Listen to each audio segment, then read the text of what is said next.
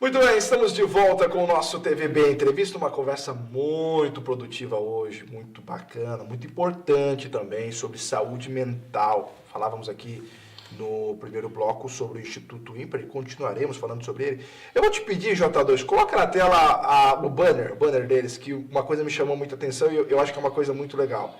Aquele banner do Arte para Todos. Ali, ó, rodapé, apoios. Sem parceria fica muito difícil, né? O projeto se desenvolver e tudo mais. Desde que o projeto entrou no ar, não, né? Desde que o projeto começou e efetivamente começou a funcionar, vocês demoraram para ter apoio e parceria? Porque, querendo ou não, se não tem incentivo, fica difícil continuar. Como é que foi o começo? A gente necessita, né, Sim. do apoio, né? Então, o Ímpar trabalha muito com editais de cultura. Certo. Então, tanto editais municipais, estaduais, federais... Lei Aldir Blanc, não? Lei Aldir Também. Blanc, esse, por exemplo, né, é um deles. Lei fantástica, né? É muito importante. importante, né? As políticas públicas são importantes para a cultura porque ela devolve para a sociedade o que ela também está precisando, né? Sim. Então, a gente, como trabalhador da cultura, está trabalhando e entregando para a sociedade também algo, né?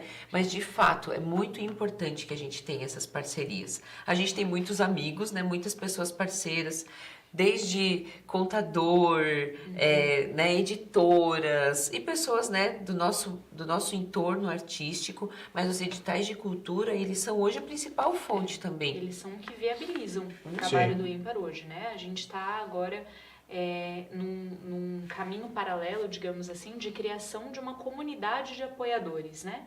Então, pessoas que conhecem o trabalho do Ímpar, que se interessam por aquilo que a gente faz, a gente está iniciando, né, algumas campanhas de doação espontânea. Né? Legal. Então, para as pessoas que quiserem doar mensalmente alguma quantia via Pix, enfim, e em breve outras formas, a gente está também partindo para esse caminho. Mas hoje o que efetivamente viabiliza o trabalho do Ímpar são os editais públicos de cultura. Né? Eles são muito importantes, assim, né? Porque são eles que permitem que a gente consiga manter oficinas de teatro, que a gente consiga fazer esse projeto que a gente lançou semana passada, Sim. que estavam passando as fotos na TV. Ele é um projeto eu até vou ler aqui, se tu me Por permite. favor, claro. Ele foi um projeto contemplado no edital de pontos de cultura, Certo. promovido pela Prefeitura de Joinville com recursos da Política Nacional Aldir Blanc. Sim. Né? E aí relacionado ao Ministério da Cultura e Política Nacional da Cultura Viva. Então, esse recurso que entrou, por exemplo, vai permitir que a gente desenvolva um trabalho por um ano, que a gente mantenha esse grupo de teatro, Louco é Pouco, que está aparecendo na tela. Que legal. Então, vai permitir que a gente consiga manter esse grupo em funcionamento, que a gente realize 8 diálogos Arte para Todos, que são tudo, tá? Gratuito e aberto à comunidade. Todas as ações gratuitas.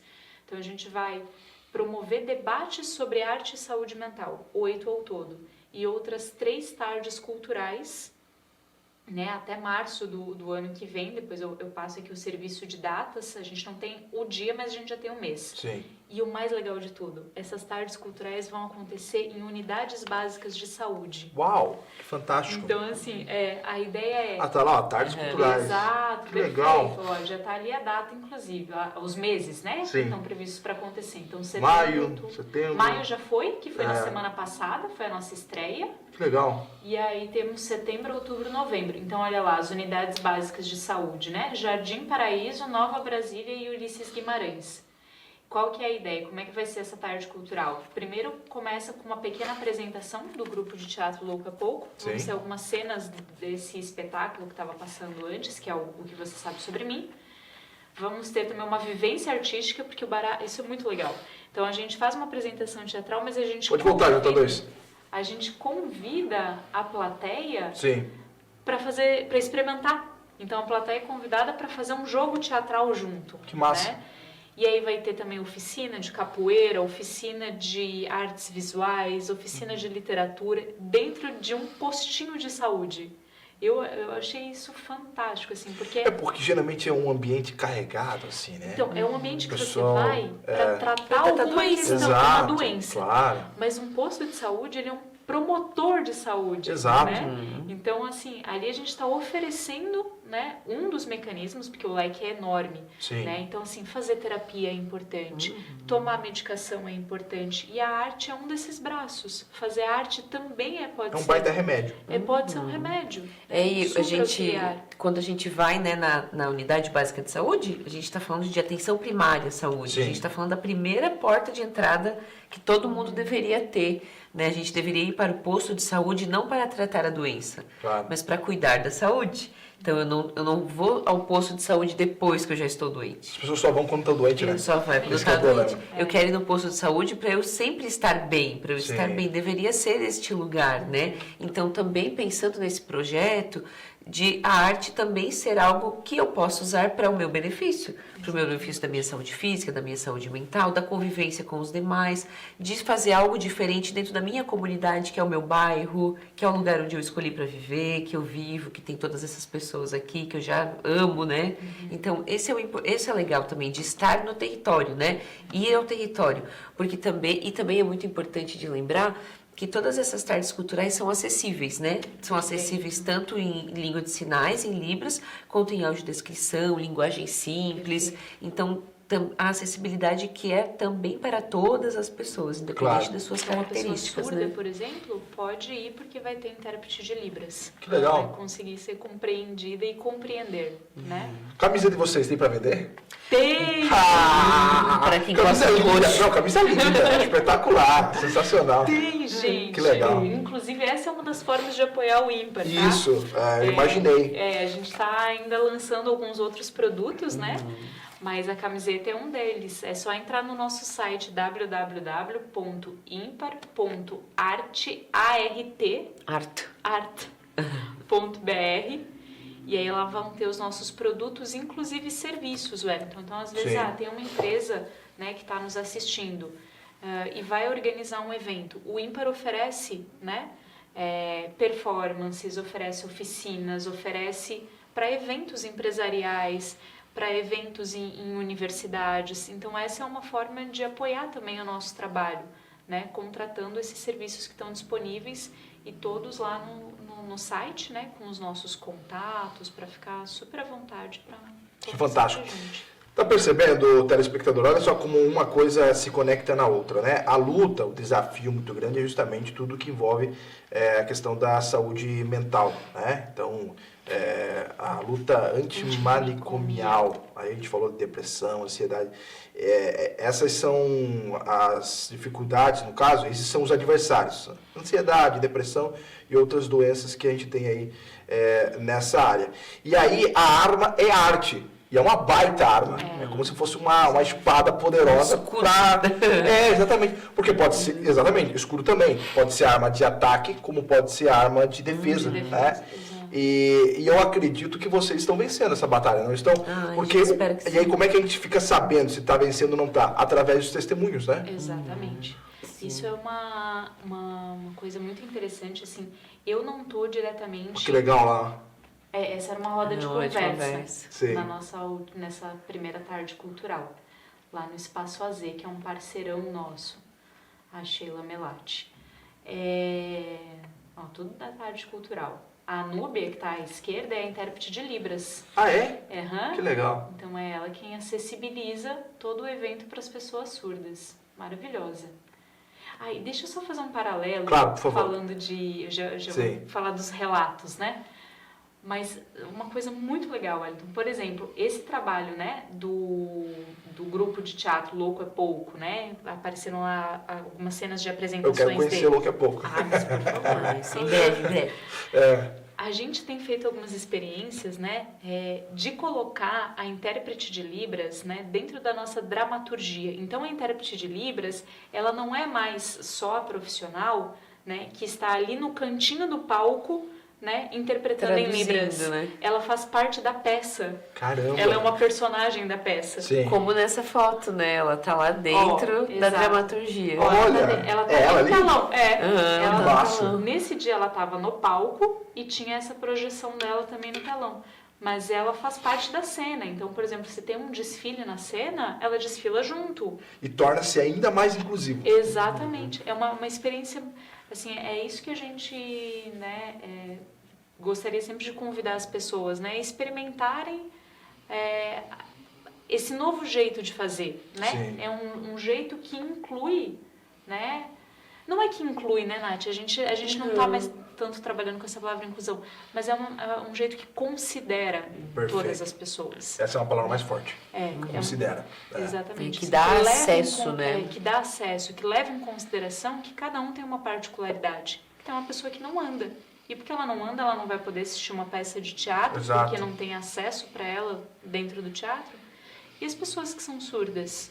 Ela não vai poder assistir uma peça de teatro porque a língua de sinais é uma língua brasileira. Sim. E a gente não sabe falar. E eu tenho vergonha. A Natiele fala Libras, eu não falo. E eu me envergonho disso. Eu quero aprender. Porque Muito importante. é super claro. Importante. Né? Teve até uma peça que a Dai estreou. A Dai também é do grupo Libração, que é um grupo de pessoas surdas. Olha só. Que é associado ao ímpar também. E ela estreou o ano passado uma peça, né? Em que ela expõe vivências dela, uma peça toda em Libras, e daí com áudio para os ouvintes, né, entenderem o que ela estava dizendo. E ela questiona isso, né? Eu sou uma mulher brasileira, mas que eu não consigo me comunicar com o meu povo, porque o meu povo não fala a minha língua. Exatamente. Então a gente precisa considerar que cada um tem a sua especificidade. Né? Se a gente considerar só, né, todos que falam, todos que veem, né, que são a maioria, são. Mas e quem não enxerga? Não vai poder assistir uma peça de teatro porque ela não vai entender o que está se passando? Então o que a gente faz? A gente faz audiodescrição na peça. Olha só. Então as cenas elas são narradas para Sim. quem não enxerga. Então os atores entram no palco, né? A Iracema normalmente que faz a narração. Ela narra o que se passa no palco, para quem não enxerga poder entender o que está acontecendo. Sensacional. Todo mundo ter a experiência, né? E todo mundo se emocionar com a experiência, que isso também é importante, né?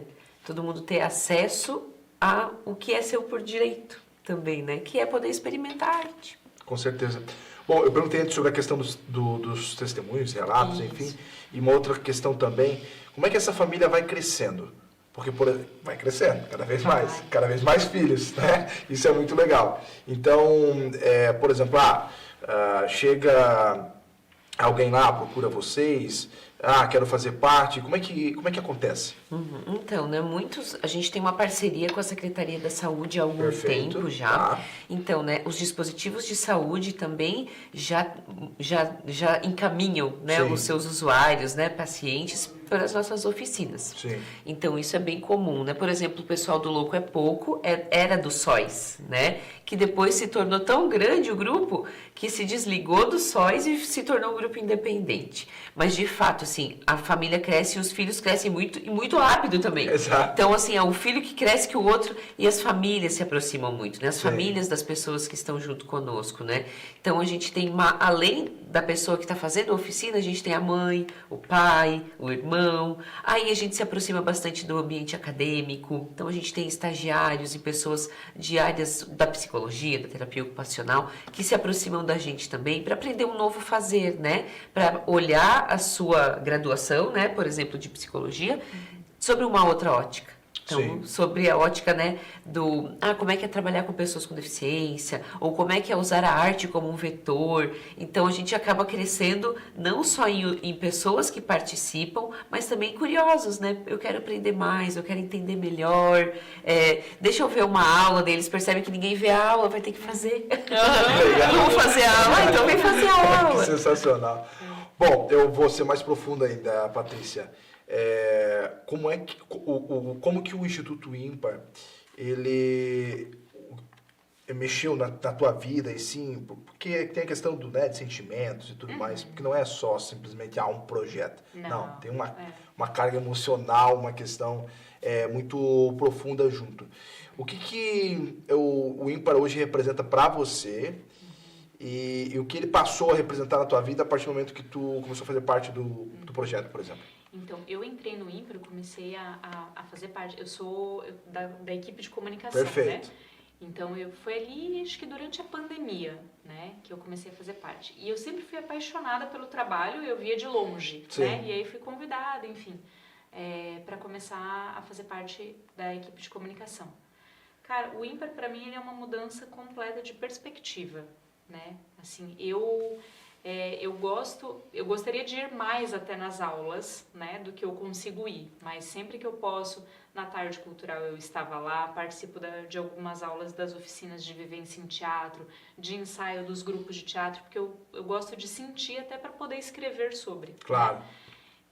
E ele é uma mudança de perspectiva, sabe, Wellington? Porque é como se fosse uma ampliação de horizonte, né? Você descobre que existem pessoas diversas e cada uma tem o seu potencial. Talentosas. Sabe? Que, assim, e às vezes não é nem só uma questão... Esse é um ponto bem interessante, Sim. de talento, Sim. né? Porque a gente foi acostumado a aprender, né, que para cantar eu preciso ter talento, né? É óbvio que tem o dom, que tem, né, os nossos artistas maravilhosos e sem dúvida, né, talentosos, mas todo mundo pode se expressar artisticamente, claro. Né? Então, isso é importante para a gente se apropriar disso, sabe? Para ter a arte como uma ferramenta humana mesmo, Sim. Né? De expressão, de sentimento, de emoção.